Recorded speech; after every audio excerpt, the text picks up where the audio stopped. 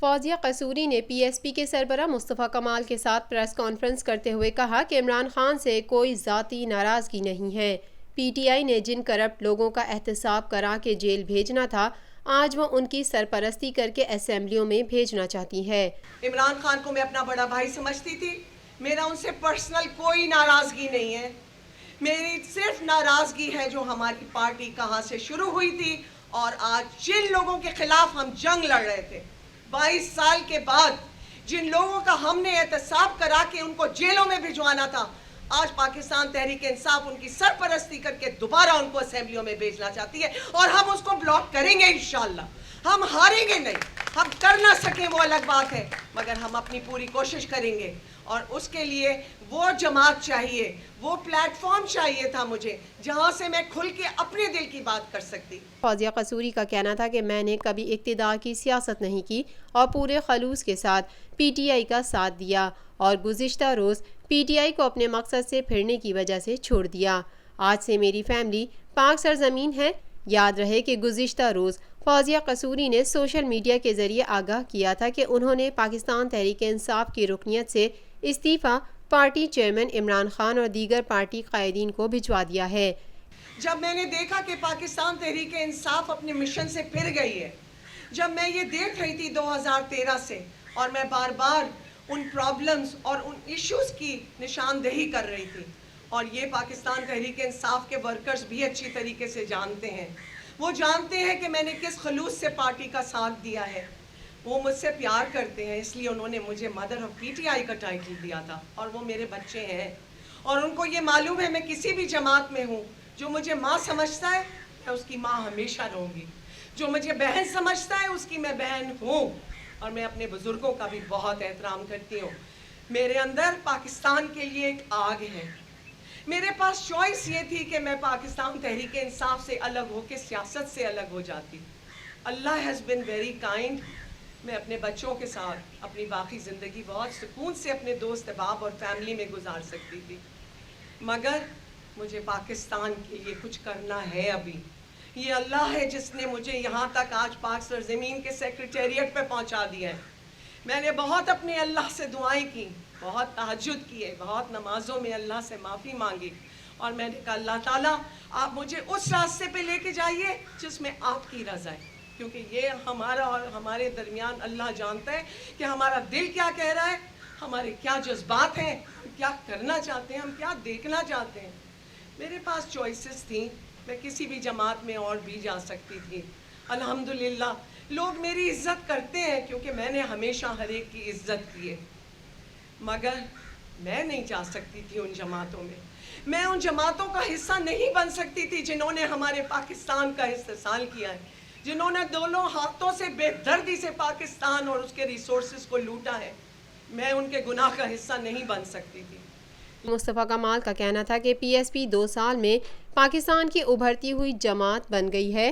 پاکستان کے مظلوم لوگ ہماری طرف دیکھ رہے ہیں۔ صرف الیکشن کے لیے جاگ مہاجر جاگ کے نعرے لگائے جا رہے ہیں۔ شہر میں پینے کے لیے صاف پانی نہیں ہے۔ کراچی میں 14 گھنٹے کی لوڈ شیڈنگ ہو رہی ہے۔ وزیر اعلیٰ سندھ کارڈ اور ایم کیو ایم مہاجر کارڈ استعمال کر رہے ہیں۔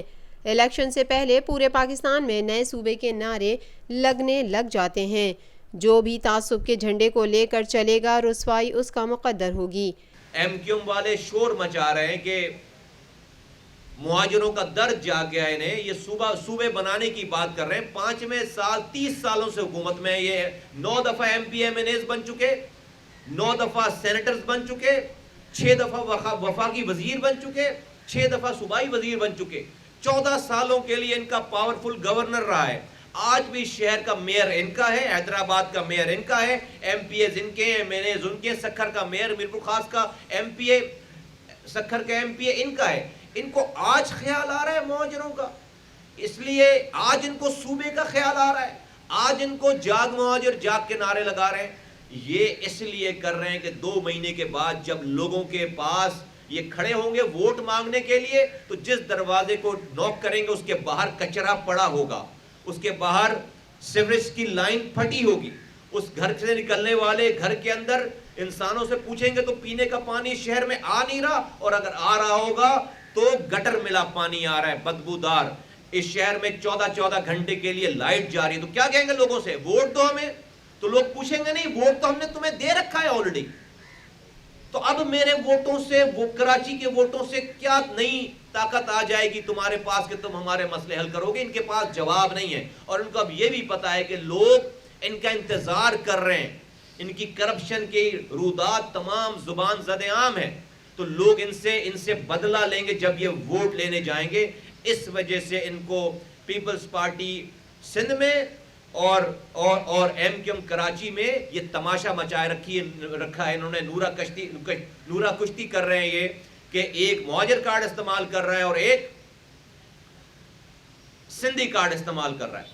تو مہاجروں سے اور سندھی بھائیوں سے اور سندھ کے رہنے والے تمام لوگوں سے گزارش ہے کہ ان کے چہروں کے اترے ہوئے نقاب کو دیکھیں، ان کے اصلی چہروں کو پہچانیں، اور بالکل ان کے پروپیگنڈے میں آنے کی ضرورت نہیں ہے. یہ ایک دوسرے کو لعنتیں بھیج رہے ہیں، ان کو چاہیے کہ شیشے کے آگے کھڑے ہوں اور اپنے آپ کو لعنتیں بھیجیں، بجائے اس کے کہ یہ ایک دوسرے کو لعنت بھیج رہے ہیں. کھڑے ہو کر اسمبلیوں میں شیشے کے آگے کھڑے ہو، تم کوئی صوبہ سندھ کا حکمران ہے، کوئی کراچی کا حکمران ہے، اور اگر لعنتیں بھیجنی ہے تو اپنی بری کارکردگی کے اوپر شیشے کے آگے کھڑے ہو کر، اپنے اوپر آئینے کے آگے کھڑے ہو کر اپنے اوپر لعنتیں بھیجو. دوسری طرف نواز شریف صاحب نے ڈرامہ مچا رکھا ہے.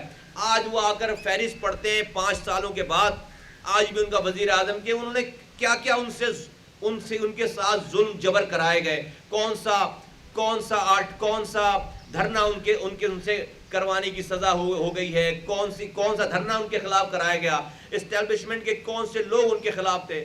نواز شریف صاحب ان ساری باتوں پہ سب سے پہلی ایف آئی آر آپ ہی کی کٹنی چاہیے. آپ دیٹ مینس کہ آپ کی ساری باتیں مان لینی چاہیے کہ آپ سب سچ بول رہے ہیں، اور اس سارے سچ کے اوپر آپ اس وقت جو یہ کارنامے آپ بتا رہے ہیں، اس وقت آپ وزیر اعظم پاکستان تھے. آپ کو اسی وقت خیال آیا جب آپ کی کرپشن کی داستان زبان زد عام ہو گئی اور آپ کو نکال دیا گیا، تو آج ہی آپ فہرستیں پیش کر رہے ہیں. سب آپ کی بات، میرا تو یہ ریاست سے اور ان کے اپنے وزیر اعظم سے اور اسٹیبلشمنٹ سے یہ استدعا ہے میری کہ نواز شریف صاحب کی ساری بات کو صحیح مان کر پہلی ایف آئی آر ان کے خلاف کاٹی جائے.